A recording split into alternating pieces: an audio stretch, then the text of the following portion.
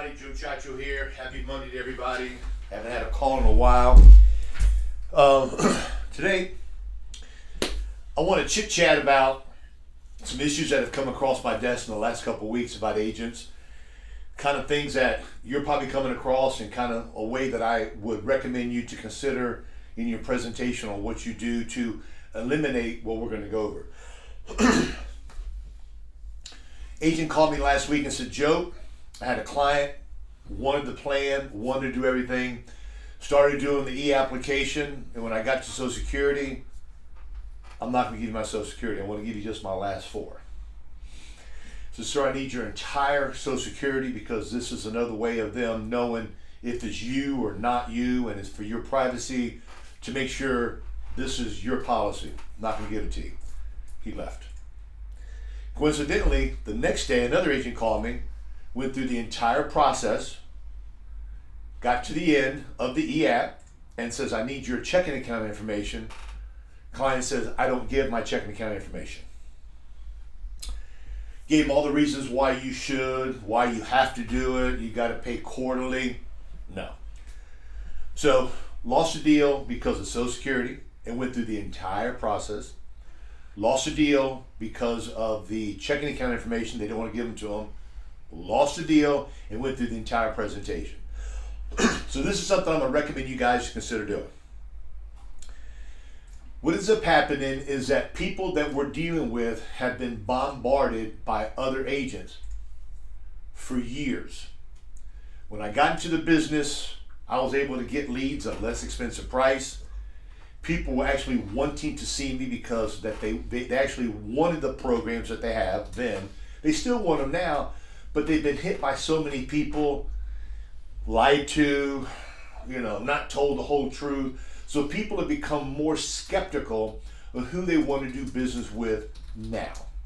So this is why when it comes to going and seeing somebody face to face, I feel the more professional you dress, the more professional you handle yourself, the words you use, the tones you use, the voice inflections, all those things there add to credibility to where they want to do business with you, as well as the same on the phone.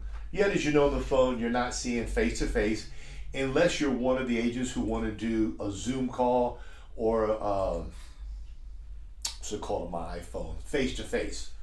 So, what I do, because I do not want to go through the entire presentation and then get on the actual application itself, start filling everything out, and then tell me I'm not going to give you the information. So what I do when I'm speaking with people, as we do doing the warm-up, I'm extracting information, how their health is, how they've been doing, just in conversation, okay? How's your heart doing? Have you had any strokes, any heart attacks? Are you diabetic? Yes, are you on a shot? When did you start? All this stuff I do just like you would do normally. So what happens, most agents will go into the transition to where now they're going to go over the pricing. Okay? I tell people what I want to do, I want to give you an overview of what we're going to do today. I'm telling them in advance what is going to happen, what information I'm going to require from them, what I need from them to move forward. When you're going through the process I'm going to share in 1 minute, at that time, you've only spent, let's say, 10 or 15 minutes with them. And they say this or that, you can now address it in the beginning instead of going through the entire process, filling out the entire application, and getting to, I'm not going to tell you that information. I'm going to say what I'm going to do. I'm going to go over today what we're going to do. And I'm going to be asking you some personal health questions. I'm going to be asking you about your heart attack or your strokes, whatever things you may have had. I'm going to ask you, request for you to get me your medicine bottles to where I can look at them to make sure I put you with the right program. From there, we're going to fill out an application. And within the application, I'm going to ask you your full name. I know your address already. I'm going to need your full Social Security number. I already have your date of birth. Your beneficiaries, who would you want as your beneficiaries on this plan if you are approved? Sometimes I find that out before, but it just depends on how the conversation is going. And lastly, what I'm going to need is, how do you want to pay for this here? Okay. Do you want to pay for it with your checking account or your savings account? I don't even go into debit cards, any of that stuff there. Because if you do, they may want to use a debit card. If they only have a debit card because that's how they get paid, different story. Now you got to find the carrier that will accept them. At that time, I'm asking them for date of birth, Social Security, beneficiary. I've already got their height, weight by then in my conversation. Now I'm asking them for their full Social Security. So at that time, if they don't want to give me their full Social Security, or they don't want to give me their full information on how the account will be drafted, now I can stop, take a step back, and find out why. Because when you're doing the application, you're already in the application and you got the flow going, and they throw you a curveball and say, I'm not going to give you this, I'm not going to give you that. What it does, it kind of startles you. You say, what do you mean? I've gone this far. Why are you telling me this now? So I want to know this up front. Now, when it comes to payment processes, you need to let people know that when you're going through this process, everything you'll be speaking about with them is private, confidential. You are not allowed to share any of their information with anybody. If your son or daughter was to call me and ask me, am I on my dad's policy as a beneficiary? My answer to them will be, you need to ask your dad. Okay? If a brother calls up and asks the same question, I cannot discuss it with them. Okay? I said, I've got a fiduciary obligation, which means I must protect your privacy between you and I. Okay? Once the insurance company gets it, it goes into their concealed databases. They don't tell nobody anything because of all these HIPAA laws. You know how when you go to the doctor and the doctor says who this person is, some doctors don't even let people in there unless they're your immediate family to even listen. So everybody takes your privacy, your health very private, just like I do. So this is why I need all this information. I don't like giving out my full Social Security number. Well, I don't have an answer for you when it comes to that there. Yet without the Social Security number, this is how they check to make sure you are in good health. Not you're in bad health, or check how your health is. This is how they check to see that you're in good health, that you really are Mr. Frank Jones.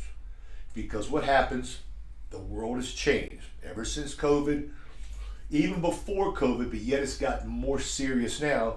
A lot of people are trying to get policies and they're not doing it the correct way. And the insurance companies are saying, we need to protect our clients, we need to protect the agent, we need to protect you, and we need to protect the company. So this is why they want your full Social Security number.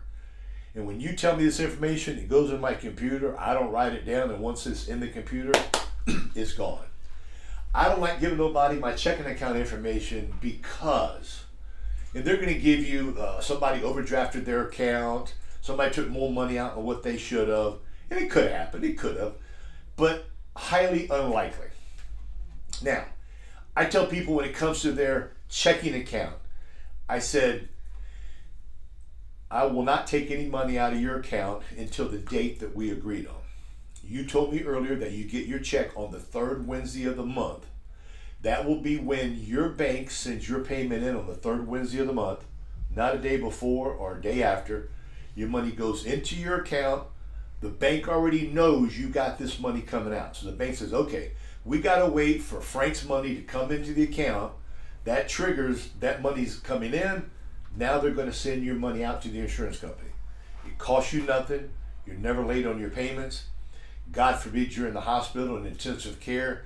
The last thing on anybody's mind is to think about, has dad's insurance policy been paid? All they want to do is to make sure that you get taken care of and you come home safely. This is why it's so smart. Secondly, you want to mail a payment in, payment can get lost in the mail, and you can be in the same situation in a hospital, your policy lapse, now you've got no coverage at all. So, my recommendation for you guys is to tell people a game plan of what you're going to be doing throughout the presentation. go into a little bit of detail. I'm going to be asking personal information. I'll be asking for your Social Security, your full number. I'm going to be asking for your checking account information on how you want to make the payments. All of it up front. So if there is an issue, you can stop the process and address that at that time, not to waste your time and go all the way through the end and get frustrated. So with that said, guys, we appreciate you. If you need anything, give us a call. We've got under 65 health insurance. We've got Medicare insurance. We've got term insurance, mortgage protection. We have a one-stop shop as well as annuities.